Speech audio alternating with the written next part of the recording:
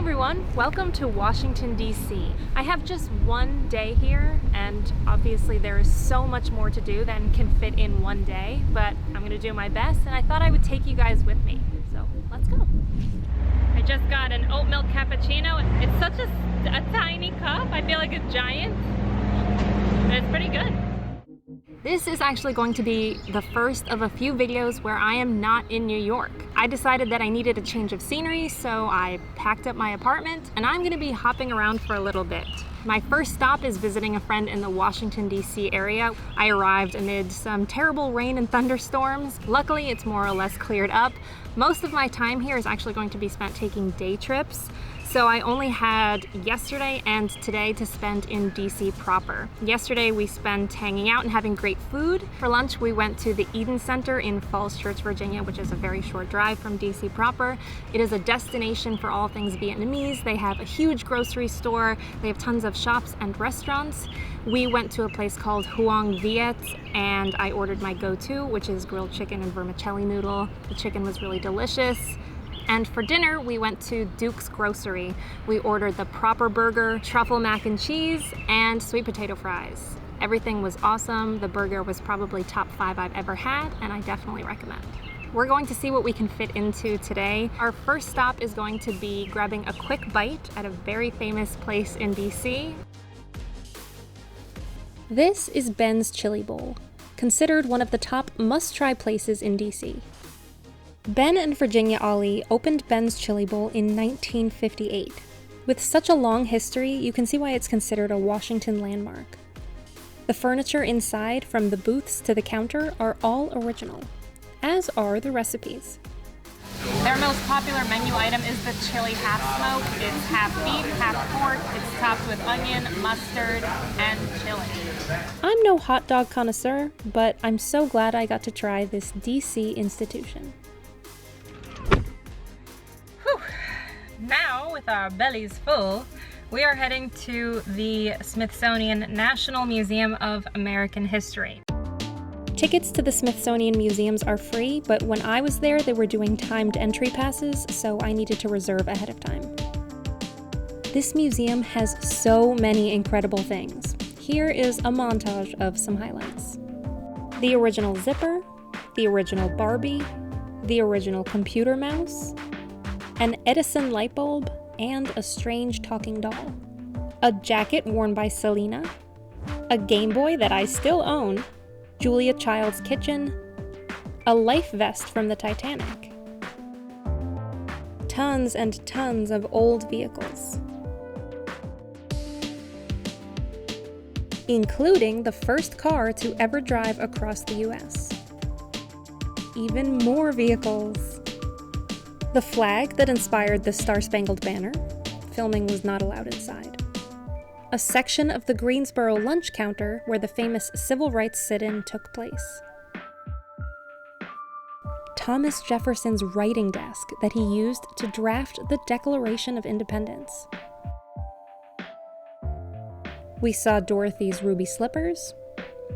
Personal items of George Washington, including his uniform, his epaulettes, and sword.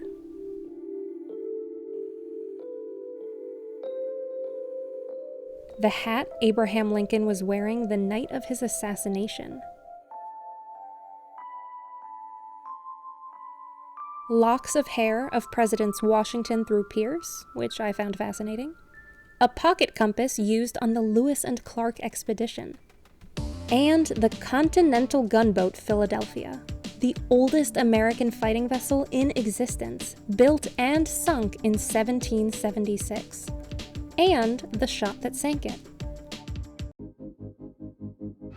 We just left. We were in there for over 4 hours and we didn't even see everything.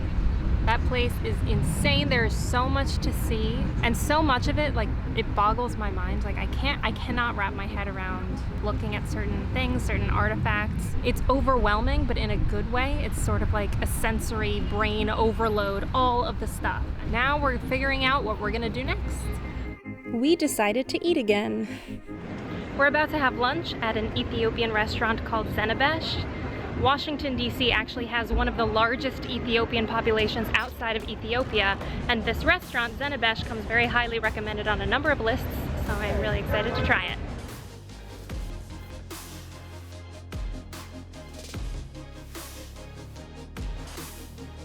If you don't know, Ethiopian food traditionally comes with injera bread, which looks like this. It's sort of a spongy pancake-like bread that's to eat, but it's also the utensil. We ordered 4 and 4, so 4 vegetable dishes and 4 meat dishes. It looks so good, I'm salivating while talking.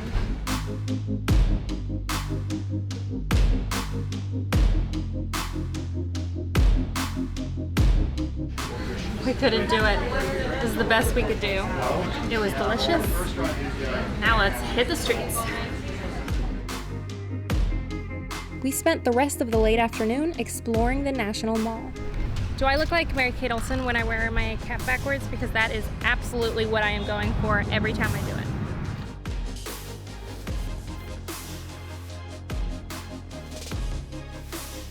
The walk to the Lincoln Memorial was so brutal in the heat. Wish we had scooters right now.